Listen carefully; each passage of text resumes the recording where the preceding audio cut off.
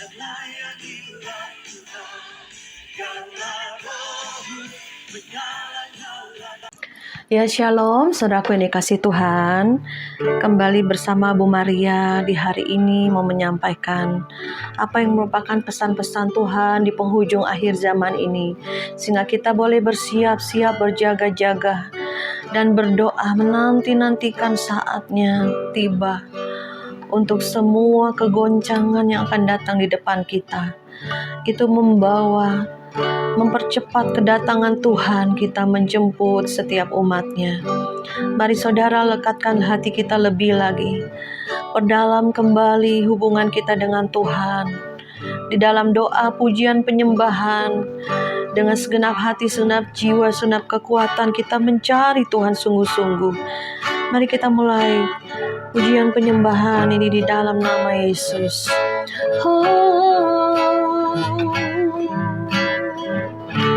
Tak selalu Tuhan menjawab doa, namun Dia beri yang terbaik di waktu yang tepat. Izinkanlah Tuhan untuk bekerja, yang mustahil menjadi mungkin karena percaya. Yesus mendengar lebih dari yang kudoakan. Yesus menjawab lebih dari yang kuharapkan. Dengan caranya di waktu yang tepat, bukan melihat Dia jadikan semua. Yesus mendengar lebih dari yang kudoakan.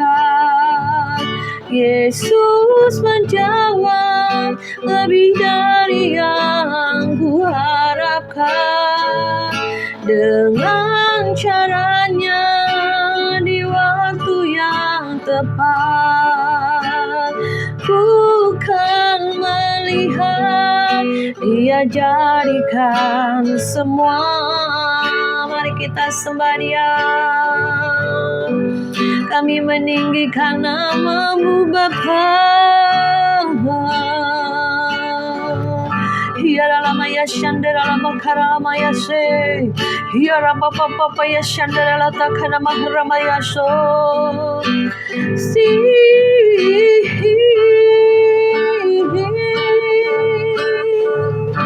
Kami tahu tidak semua ada jawaban dalam doa, namun kami percaya Tuhan mengatur bahkan lebih daripada yang kami doakan, supaya nyata kuasa-Mu dalam kehidupan kami Tuhan.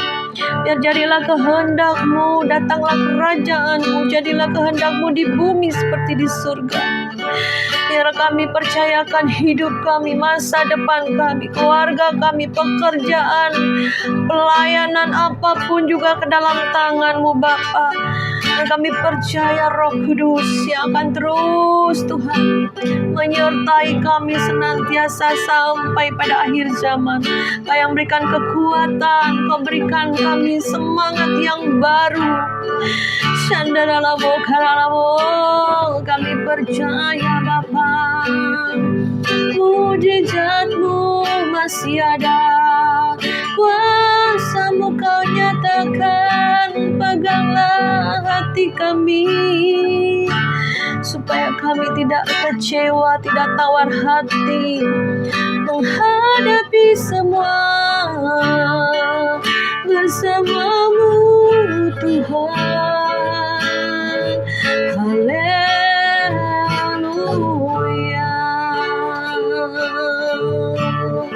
Kau Tuhan jadi andalanku,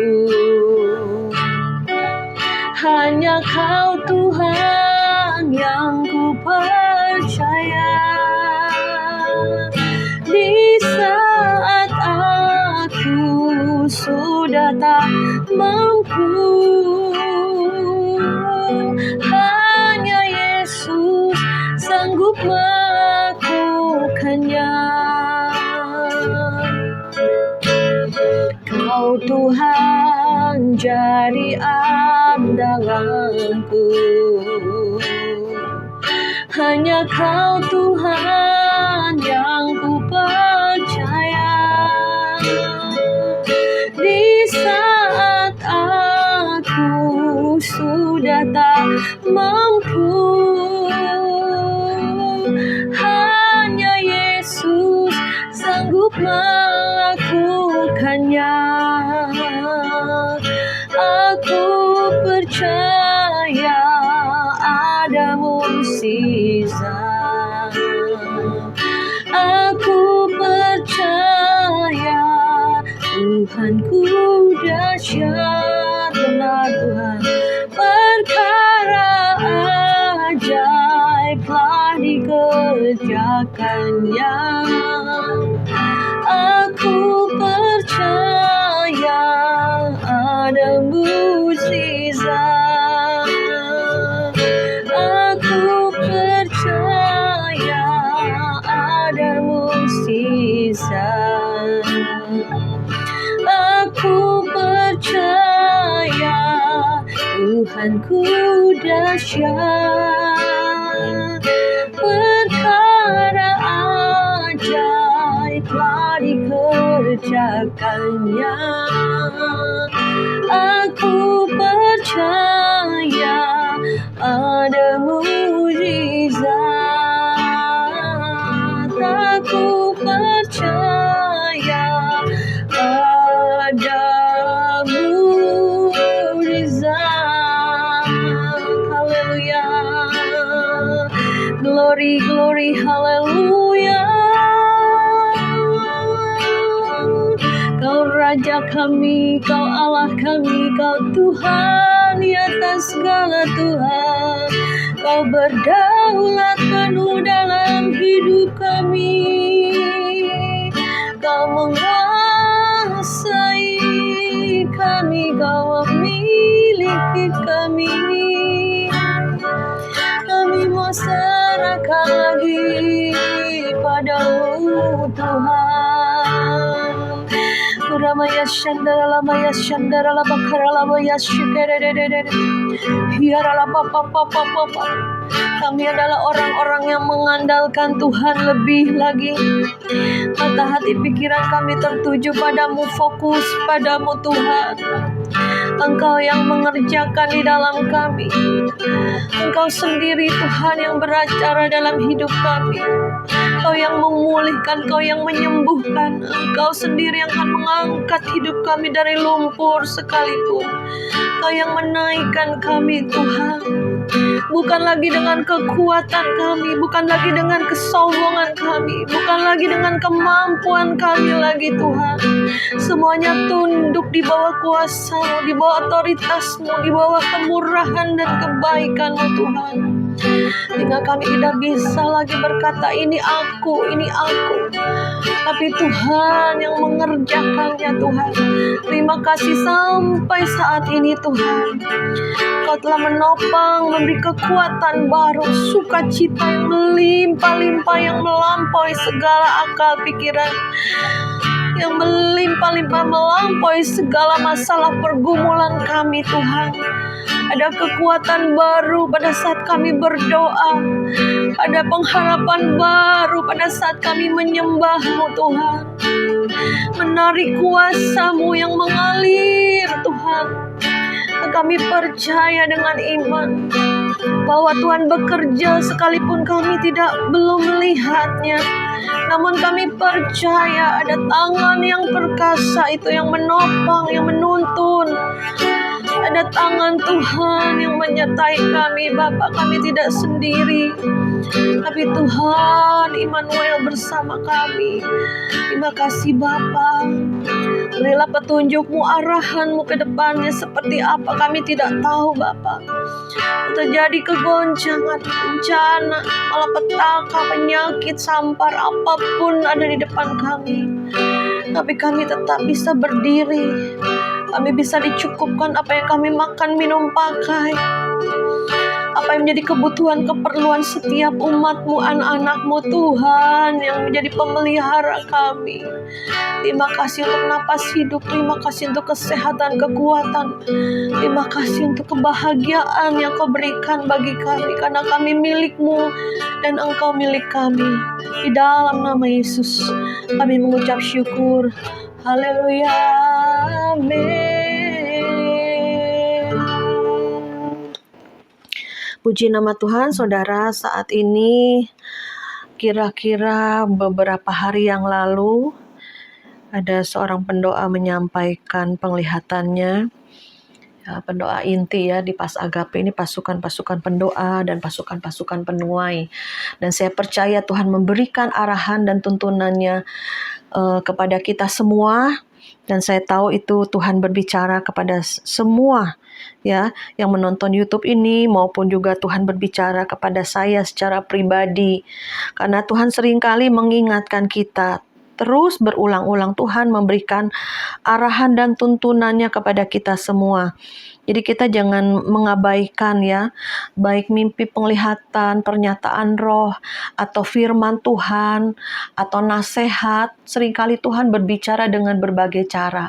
Tetapi tergantung kitanya menangkapnya. Oh, ini Tuhan yang berbicara. Oh iya, kedepannya akan terjadi seperti ini.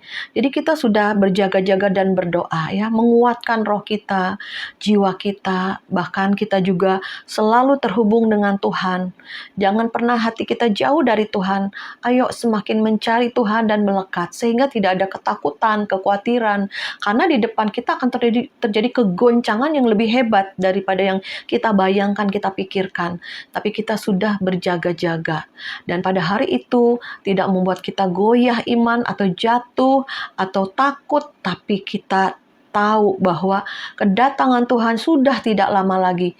Jadi kita terus berjaga-jaga dan berdoa dan juga melekatkan hati kita, dan jangan menjauhi ibadah ya. Kalau bisa ngumpul sama teman berdoa, ya minimal 2-3 orang aja. Tuhan bilang Tuhan hadir di dalam setiap doa kita.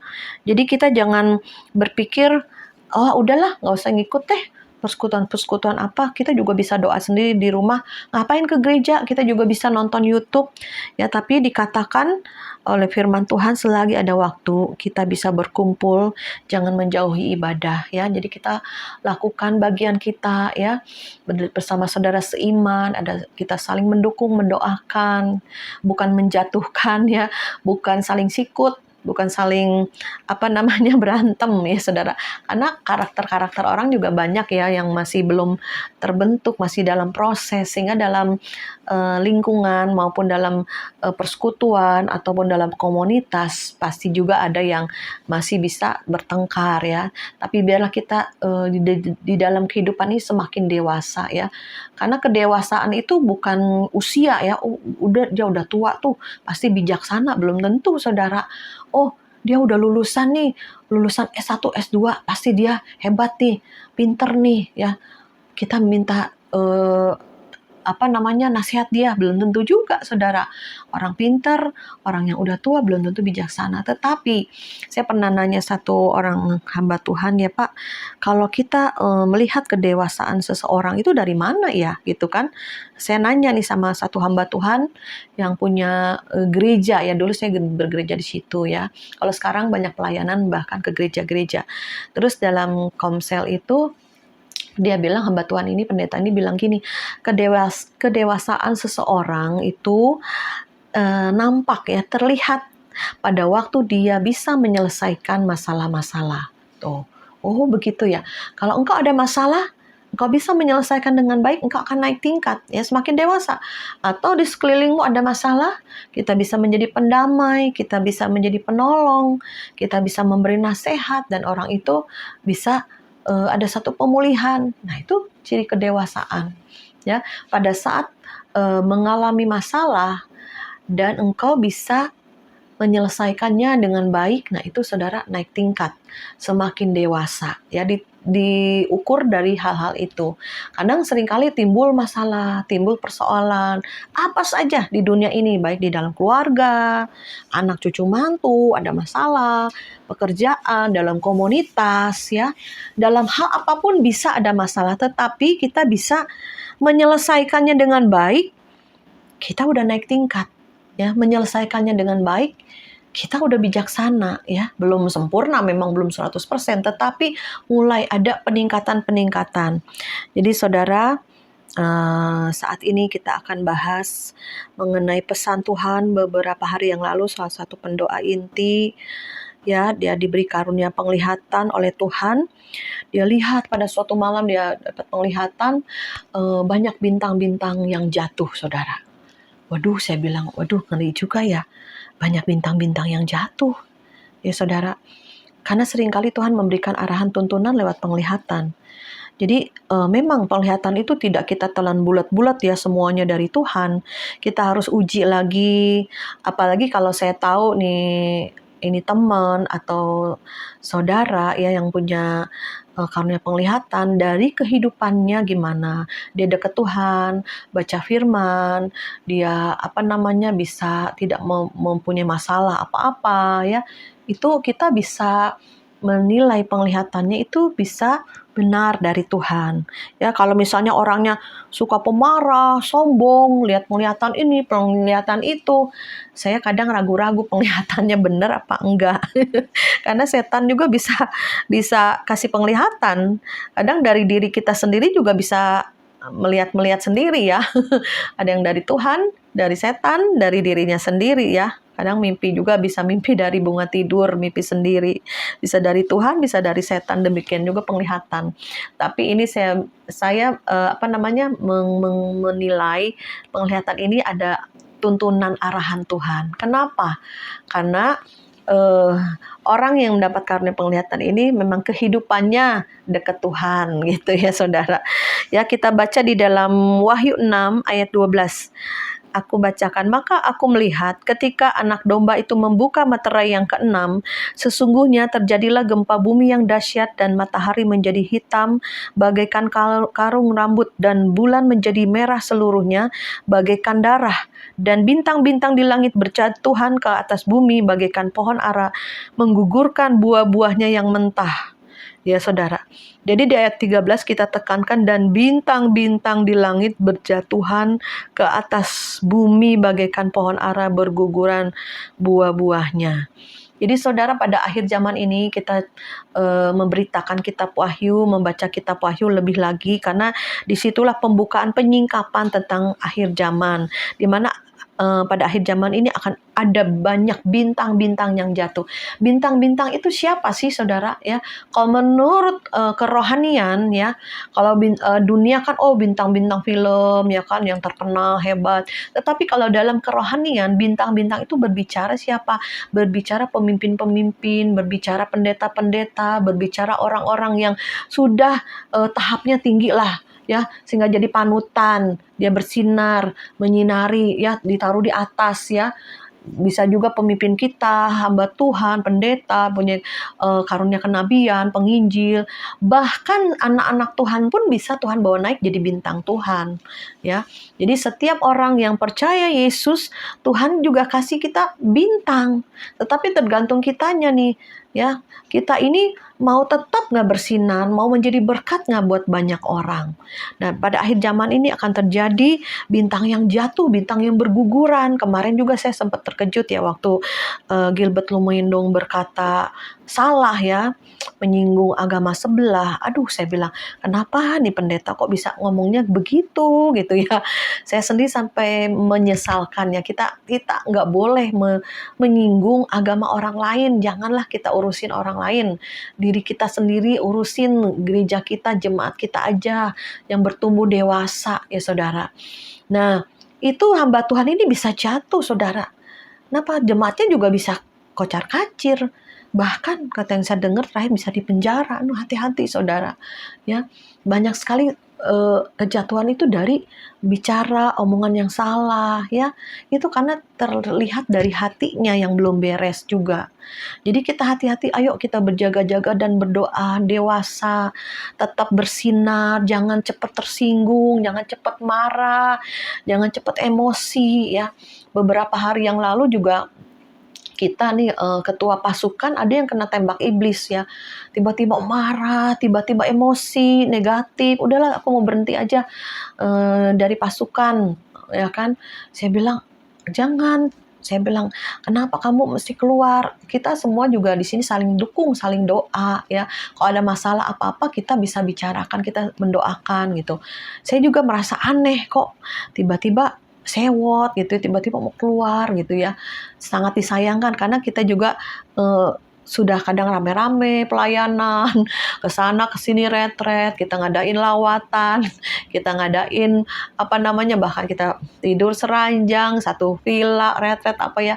Sayang gitu, saya sedihnya gini loh kalau orang udah keluar gitu ya dari persekutuan doa saya itu sedihnya kita pernah bersuka cita, menangis bersama dalam doa, tertawa bersama, kok meninggalkan kita, itu aja yang saya sedihkan. Terus yang saya nggak habis pikir, kok bisa begitu ya, urapannya dahsyat, katanya penglihatannya banyak. Duh Tuhan, kenapa ya bisa begini ya? Nah itulah saudara, hati-hati. Pada akhir zaman ini, iblis meluncurkan panah-panah apinya. Bahkan bintang-bintang di langit pun iblis tembakin panah apinya sehingga bintang itu jatuh berguguran. Ya, saya bukannya mengkat orang gitu ya. Mereka mau punya pelayanan sendiri silakan. Merasa udah hebat, udah mampu, bisa nggak apa-apa punya ministry sendiri. Kita di dalam pelayanan ini nggak ada saing-saingan. Tetapi yang sangat disayangkan kok keluarnya itu ribut gitu ya, keluar itu sewot, marah dengan emosi tinggi gitu. Itu yang sangat disayangkan aja gitu. Kalau bagi kita ya masuk baik-baik, keluar baik-baik, itu yang kita harapkan ya. Bahkan bisa masih berteman ya, masih say hello, masih bisa kontak-kontak ya kan saudara, itu yang kerinduan kita ya. Tapi ya itulah saudara ya, kadang iblis itu memberi panah api gitu ya. Jadi kita harus berjaga-jaga, jangan sampai kita yang menjadi terang. Kamulah terang dunia, kamulah garam dunia. Tetapi kalau terang itu redup, bahkan sampai bintang itu berjatuhan, ya, gugur, murtad. Hati-hati saudara, seringkali hal-hal yang kecil jadi batu sandungan. Ya, perkara-perkara kecil jadi ribut besar. Pagi tadi saya sempat dikagetkan. Jam 6 pagi saudara, suami istri ribut. Waduh, saudara, pagi-pagi udah ada yang konseling nih, ribut suami istri ini ya saudara. Ayo, jangan sampai kena panah api iblis. Jangan sampai keluarga pecah, jangan sampai KDRT, jangan sampai jadi batu sandungan bagi orang lain. Saya juga bilang kan, anak kamu kan ada yang jadi hamba Tuhan. Jangan sampai bercerai, jangan sampai KDRT, jangan sampai. Ya saudara, kita nasehatin, saya doain sampai nangis, saya doain tadi pagi. Karena sedih ya. Ayo ingat pada kasih yang mula-mula pada istrimu. Ayo ingat. Ya, kebaikan-kebaikan, jangan yang jelek-jelek, jangan diucapin lagi deh.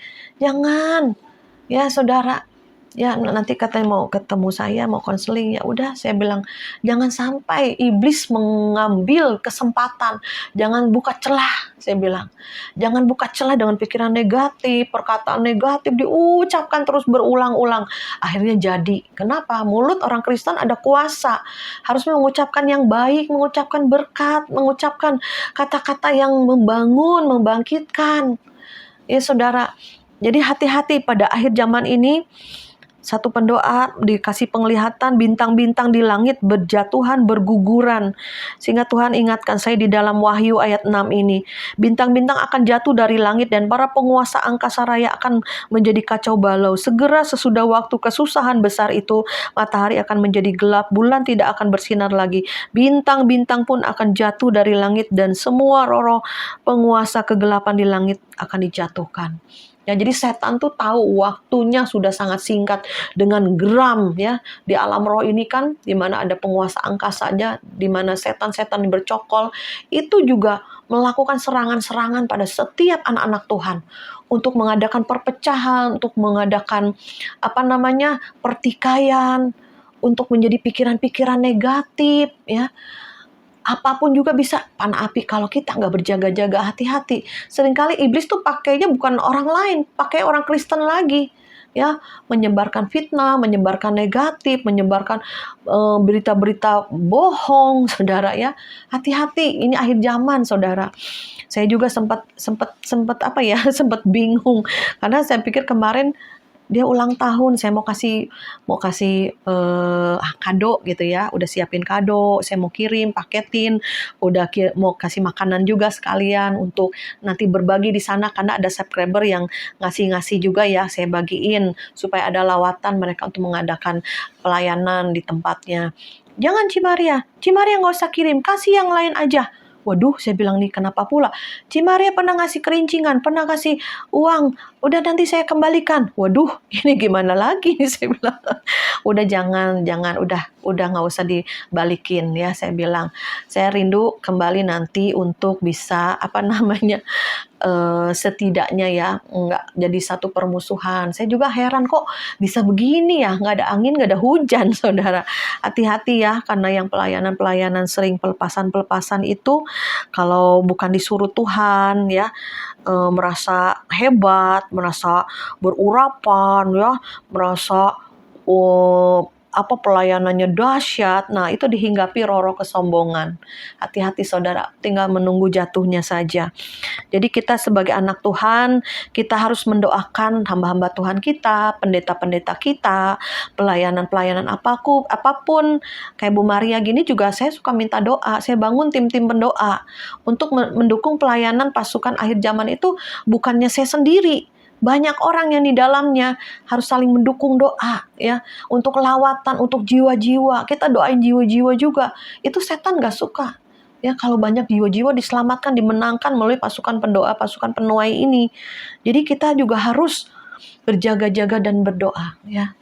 Cek selalu hati kita melekat sama Tuhan, jangan kena serangan iblis, kita pakai perisai iman.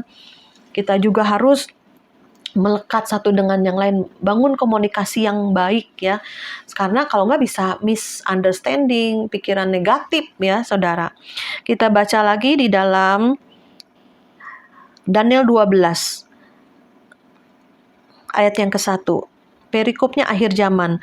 Pada waktu itu juga akan muncul Mikael, pemimpin besar itu yang akan mendampingi anak-anak bangsamu.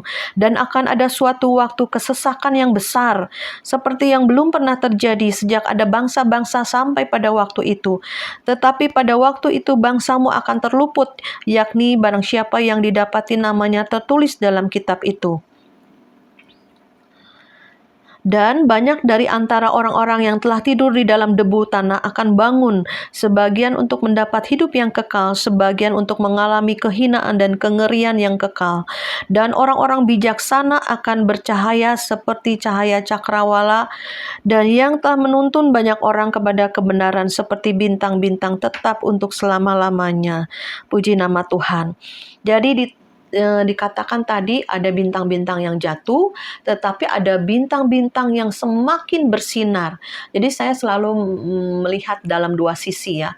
Ada hamba-hamba Tuhan yang jatuh dalam dosa, ada anak-anak Tuhan yang jatuh porak-poranda sampai bercerai, sampai habis semua hartanya, sampai menimbulkan kepahitan, bahkan ujungnya bisa murtad. Ada juga saudara sekarang ya, saya juga perhatikan dan saya melihat sendiri banyak orang-orang yang jatuh. Tadinya guru sekolah minggu on fire, berbahasa roh, dahsyat. Sekarang saudara di TikToknya saudara sudah pakai kerudung, sudah meninggalkan imannya, sudah murtad. Aduh sayang banget nih. Saya bilang, oh yuk kita doa. Yang saudaranya teman saya itu, ayo kita doa. Kita bawa di hadirat Tuhan. Kita doakan. Ya, kemarin juga saya di Sukabumi doakan orang-orang yang sudah jauh dari Tuhan, bahkan meninggalkan iman, bahkan yang belum mengenal Kristus. Kita doakan tuntun untuk terima keselamatan, diberitakan kabar baik. Kita menjadi kesaksian dalam kehidupan mereka. Ayo, Tuhan Yesus itu juru selamat. Kita ini harus datang kepada Tuhan yang benar, Tuhan yang hidup, yang menyelamatkan kita. Kalau kita mau selamat, datang sama juru selamat. Ya, saya ucapkan demikian. Dan orang-orang bijaksana akan bercahaya seperti cahaya cakrawala. Nah, saya mau nih seperti ini. Bintang kehidupan kita ini bersinar, bahkan seperti cakrawala, menuntun banyak orang pada kebenaran, dan bintang-bintang itu tetap selama-lamanya. Amin. Ya saudara, jadi penglihatan itu jangan menjadi terkena pada kita, tapi kita mendoakan bintang-bintang yang jatuh itu bisa kembali sadar, bertobat ya. Dan kita biarlah hidup kita semakin bersinar, semakin terang, semakin kita menjadi berkat bagi banyak orang. Puji nama Tuhan, kita berdoa. Bapa, di dalam nama Yesus, hamba berdoa mengucap syukur Tuhan, biarlah penglihatan mengenai bintang-bintang yang jatuh tidak kena pada kami, tapi kami semakin bersinar, semakin bercahaya untuk menuntun banyak orang kepada jalan kebenaran dan hidup. Tuhan, kami juga mempunyai hati yang lebih lagi Bapa, diperluas, berikan hati yang lebih lagi bijaksana, lebih lagi mengerti, dan kami juga boleh mempunyai komunikasi yang baik dengan Tuhan, dengan keluarga, dengan suami, dengan anak-anak, juga teman-teman dalam pelayanan, sehingga tidak ada celah, sehingga tidak iblis mengambil kesempatan, sehingga membuat miskomunikasi, sehingga menimbulkan panah api iblis, sehingga membuat kepahitan ataupun hal-hal yang tidak baik. Ya, ada fitnah, ada apapun Tuhan, kami tutup di dalam nama Yesus. Mari Roh Kudus, Engkau sendiri yang berbicara kepada kami Tuhan, sehingga kami boleh Tuhan menjadi lebih bijaksana lagi ke depannya. Kami mohon tuntunan arahan daripada Roh Kudus-Mu, sehingga kami boleh melaksanakan semua amanat agung-Mu dengan baik, sehingga keluarga kami juga harmonis, dan kami tidak membuat di dalam keluarga ini Tuhan hal yang membuat orang lain tidak baik dalam pemikiran, tapi kami bisa berkomunikasi dengan baik sehingga tidak memberi kesempatan kepada iblis. Terima kasih Bapa, di dalam nama Yesus kami mengucap syukur dan berdoa. Haleluya. Amin.